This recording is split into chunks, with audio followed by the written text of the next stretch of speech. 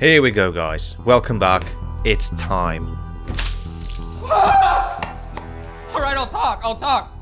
It's the AMD Radeon R9 295X2. It's in all of them. That's the same card. No graphics card is that fast. We just got another one.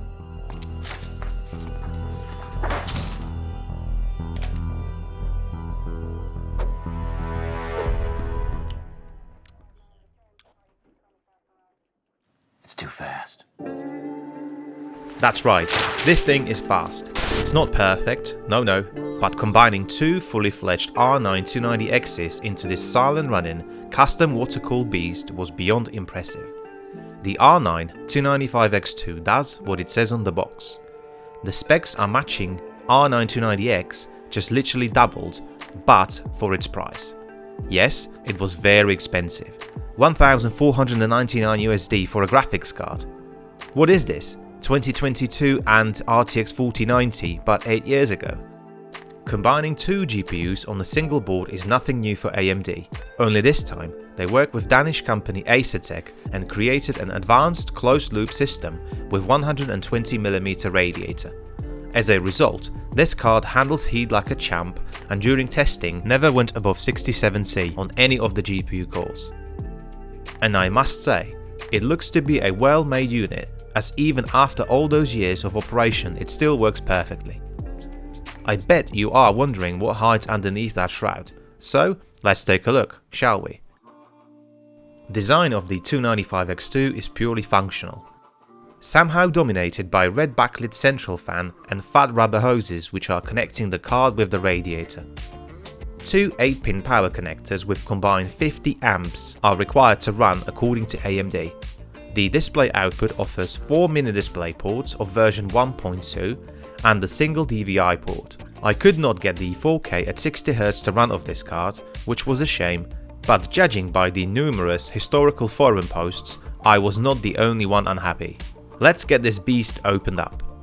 First, I removed the metal shroud which was held in by 8 small screws.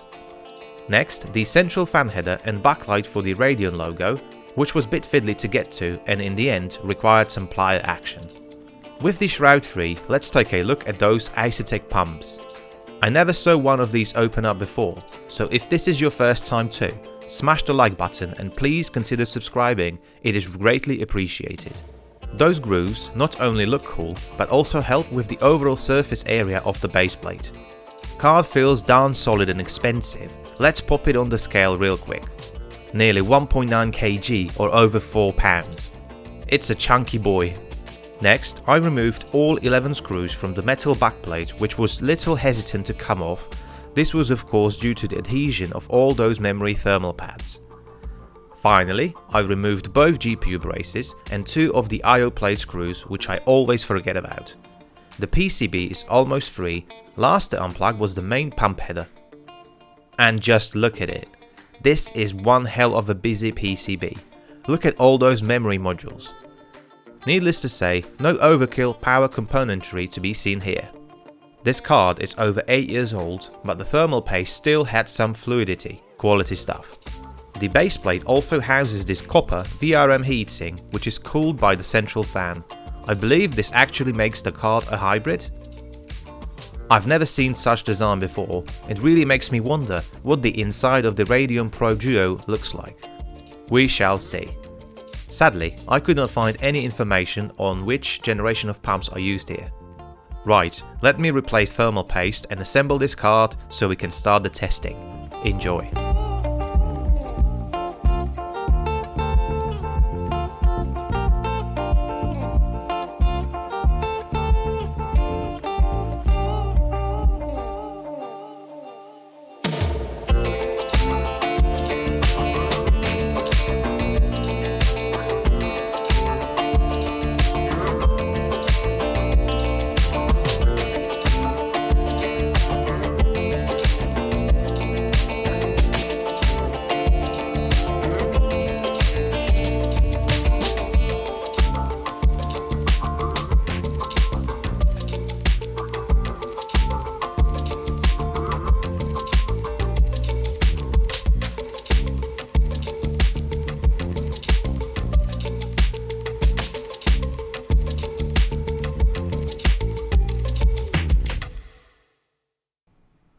Unigen's Heaven with the usual settings dialed in kicks off synthetic benchmarks.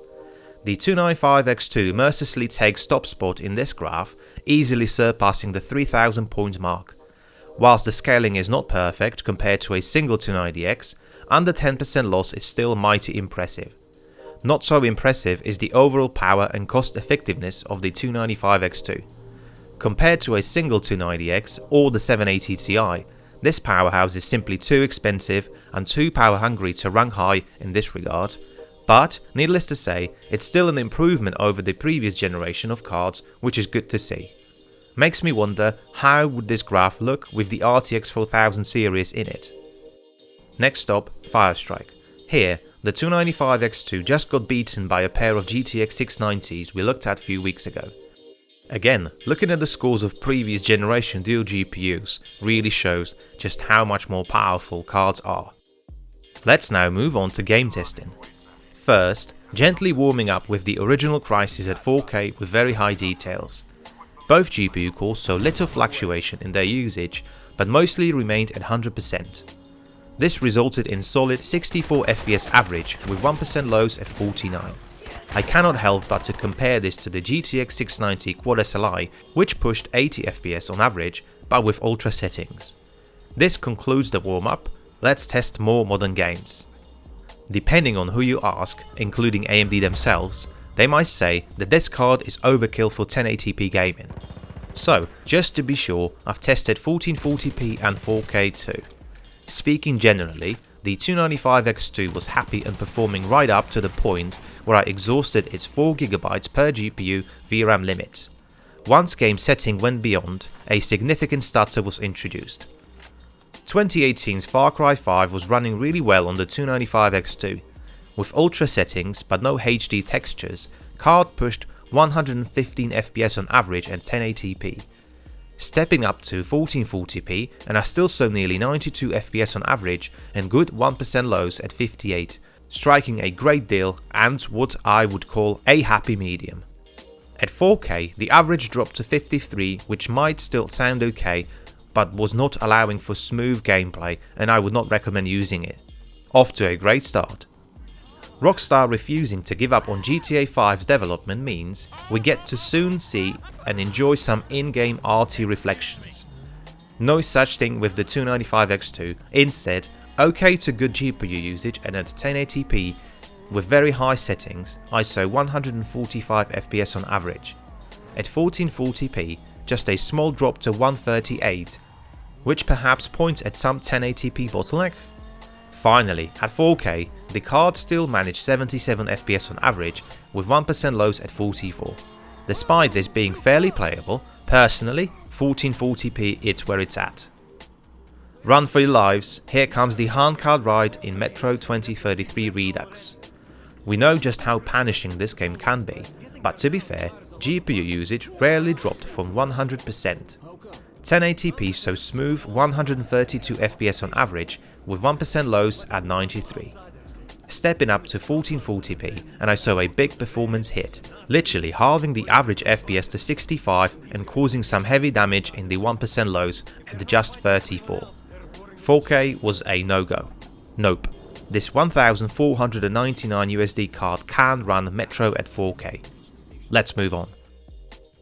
Witcher 3 recently saw its next-gen update and with it came a truly astonishing graphical overhaul, but also heavy GPU tax. No doubt aware of this problem, CD Projekt Red already pushed 2 patches to smooth things out, but at the time of recording, this was the initial release. Using DirectX 11 at 1080p Ultra with hairwork disabled, the 295x2 only managed 69 FPS.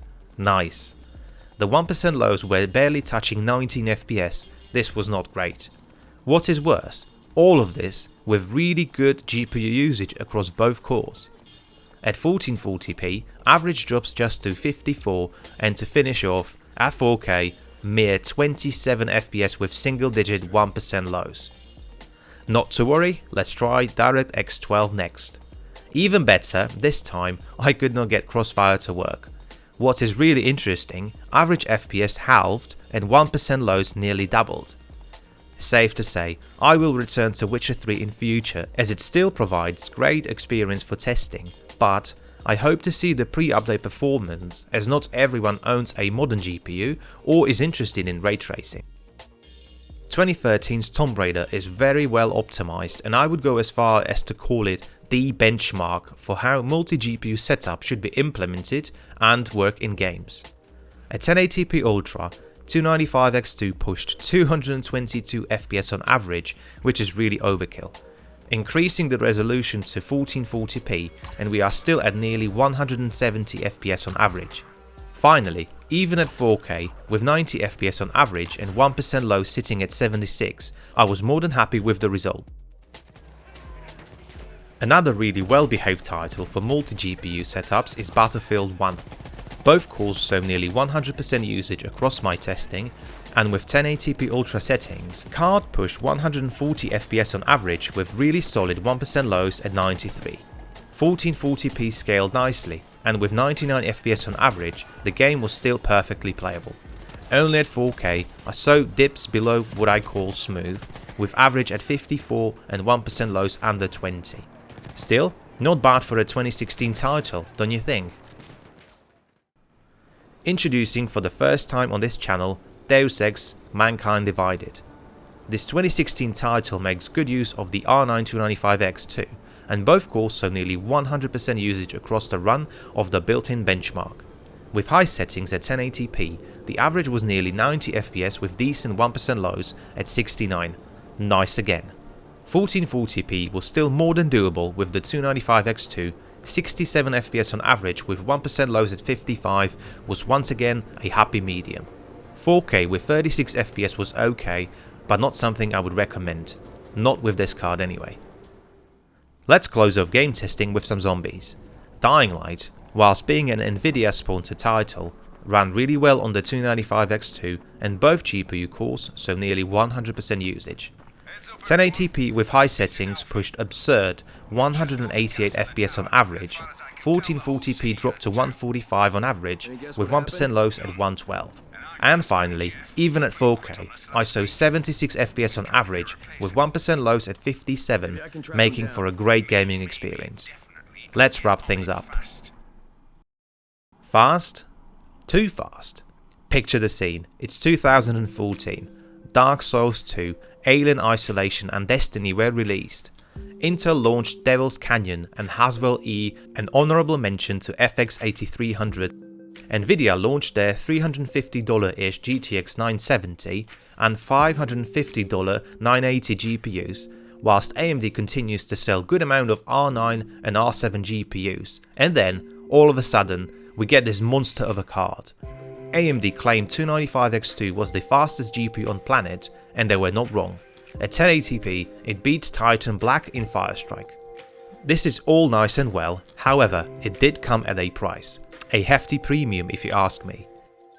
At $14.99 USD, costing $300 USD more than what two R9 29Xs would, I'm not sure what AMD expected.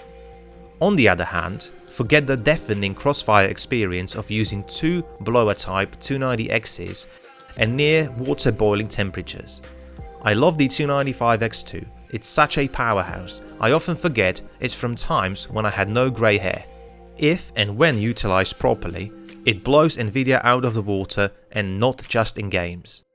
Lastly, let's score this card. I will award points ranking from 0 to 10, 10 being the best.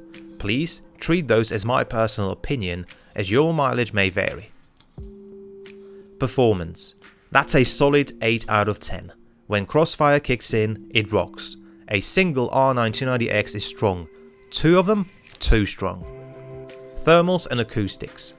I'm tempted to give 9 out of 10 here. Card never reaches 66C even after hours of testing and is virtually silent even under the load.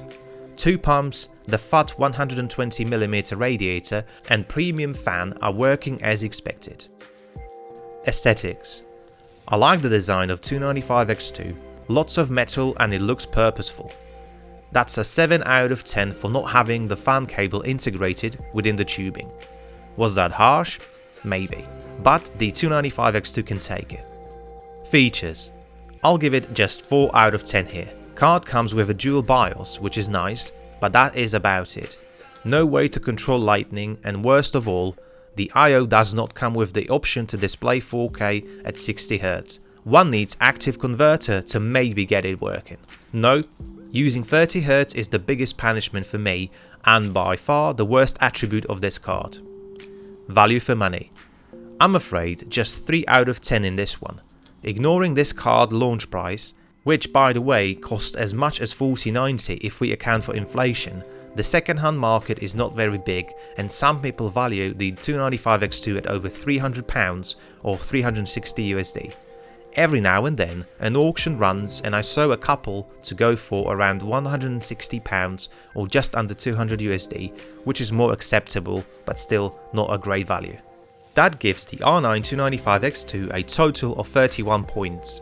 Do you agree? Ever owned one? Then be a bro and let me know about your experience in the comments down below. Rest assured, this is my last video of 2022, and what a way to end this year. Before I go, I really wanted to thank every one of you for watching my videos. Your support is awesome. I wish to continue along in 2023 and hope to bring hours of good content that gives you reason to watch. Happy New Year everyone, and now, celebrate.